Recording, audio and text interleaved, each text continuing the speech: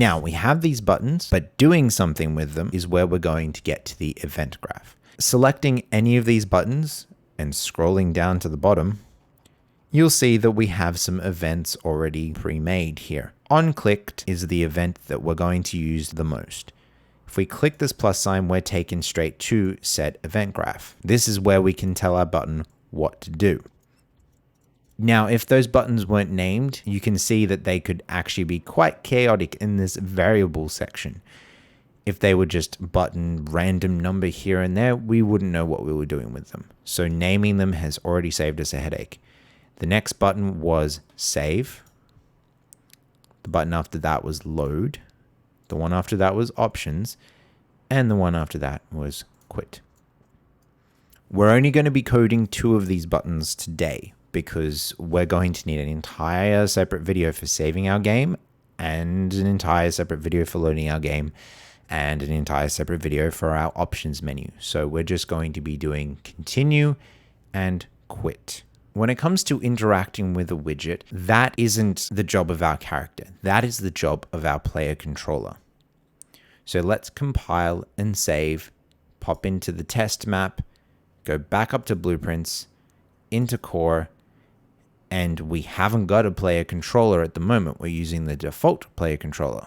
So to get our own player controller that we can fiddle with instead of using the default one, we just hit right click, blueprint class, and select player controller. We're going to have a different player controller for different things. So we'll call this one PC for player controller _ hero, just to keep it in line with our hero blueprint. Now, it's not enough for us to just tell this player controller to exist. We also need to tell our player character to use it. So hit save all, go up to settings, hit project settings, go to maps and modes, and click this drop down to select GM tutorial, which is the game mode we selected earlier on. The game mode is responsible for spawning our character in. Now here we can select our player controller class. So select PC hero. This will automatically assign us a player controller and a character all together. We don't need to worry about anything else here at the moment, not even our HUD, because our HUD is spawned from inside our character. This has affected our game mode here. So the other way you could have done this is opening up game mode and selecting PC _ hero from here. So now we have our own player controller to do with what we want. Inside of our player controller, we'll skip straight over to our event graph, and here we can access inputs. So we're going to need inputs. So back over to project settings, we'll go to input, and we'll hit the plus sign next to action mappings twice.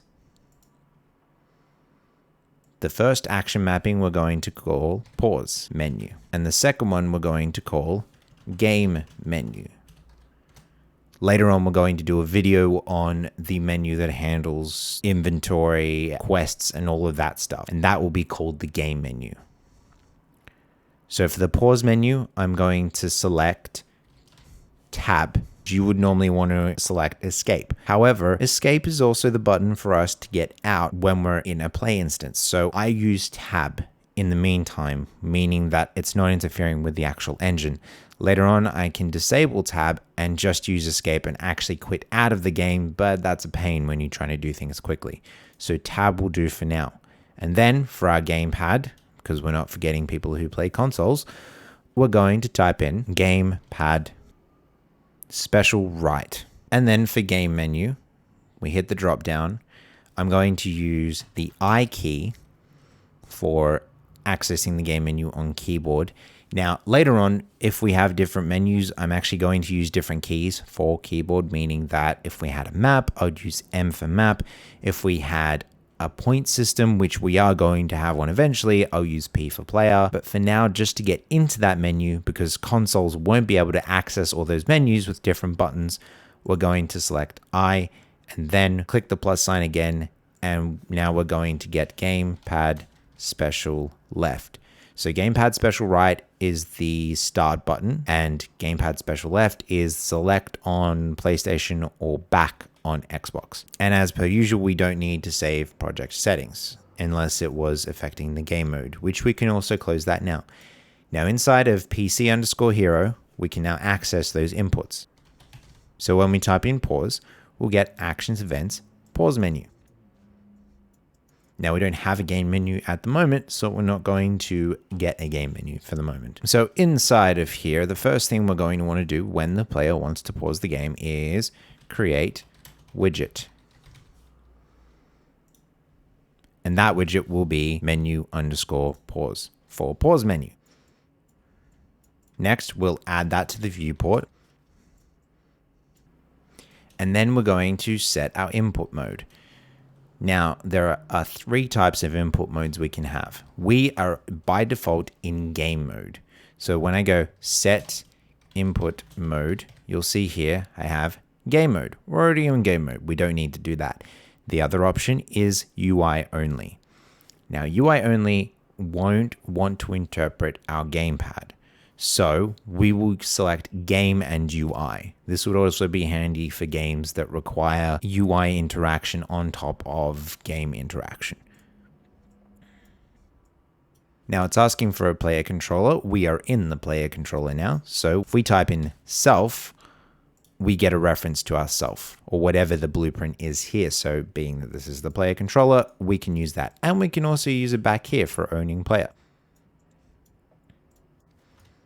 Set widget in focus is for selecting whichever button you want to be the first button selected. This is less necessary for keyboard and mouse and more necessary for gamepad. If we go back to our menu, we would want back to designer, the first button to be focused. So that button is continue. If I go back to the player controller and drag off of this widget menu, I can get button_continue. And this is the button that I want to be in focus. Next up, the all important set game paused. This will, as described, pause the game. And then last but not least, show mouse cursor. And we want to set that. These are already built into the player controller. So we don't need to get them from the player controller, which is one of the reasons we do this inside of player controller. The other reason I will have to explain a little bit later on down the line. Now, when we hit continue, we're just going to do almost a reversal of this script, but we need to do that inside of the pause menu. So selecting the pause menu, back over to the graph, we'll zoom in on button_continue. The first thing we're going to need is a reference to our player controller, which we can still use this reference here.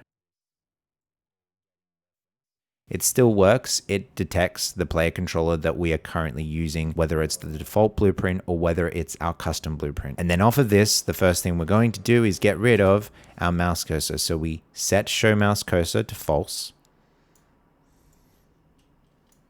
Then we're going to set game paused.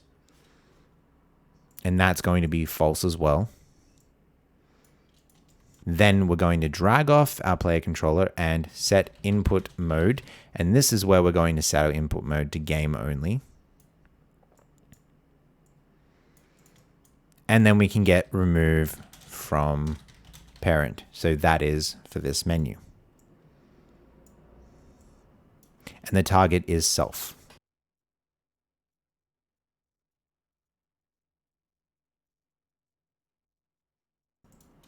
So we'll compile and save that, remembering to go back and compile and save our PC_hero. And also don't forget to tick the show mouse cursor box like I did. So we want to tick on game paused and show mouse cursor on this side and tick off when we're inside the menu. So let's go and test this. Hit play. Make sure your mouse is selected, so we are selecting our player. And now when I hit tab, our menu is active. Obviously, there are some other things we need to do because we can see right through our menu, but I can select any of these buttons. They're quite huge. We'll also change that in the next video as well. And if I was to hit continue, the game unpauses and we're back to it. Some of those problems that we have, we can fix right now. Let's go over to our pause menu, back into the designer. Let's grab our vertical box and wrap it with a border. Select the border, go down to brush color, and here we'll set 0, 0, 0, and a 0.25. And then one more thing, just to make it a little more stylistic, let's type in background blur and drag our background blur onto the canvas panel. Now, if the background blur is down the bottom like this, it means it's going to be over the top of all of this. So let's drag it to the top right here. So the first thing we get is the background blur and then the border. And here we'll adjust the sensitivity to as much as we want. 100 is pretty extreme. All you need to do is drag the vertical box onto the background blur and then drag the background blur onto the border. So they're stacking like this. And now you can see that that background has indeed blurred. So we'll hit compile, hit save, back over to the test map, hit play, right click on the mouse, press tab, and that blur is happening. Now, obviously, this isn't ideal if we had a widescreen scenario like this, and we'll cover how to use our widescreen settings later on. But for now, we've blurred out the back and we can clearly see the menu. And that's also taking care of our crosshair being in the way as well. So we've covered a lot in this episode. I'm going to leave it there for now, and we're going to pick up where we left off from here in the next episode.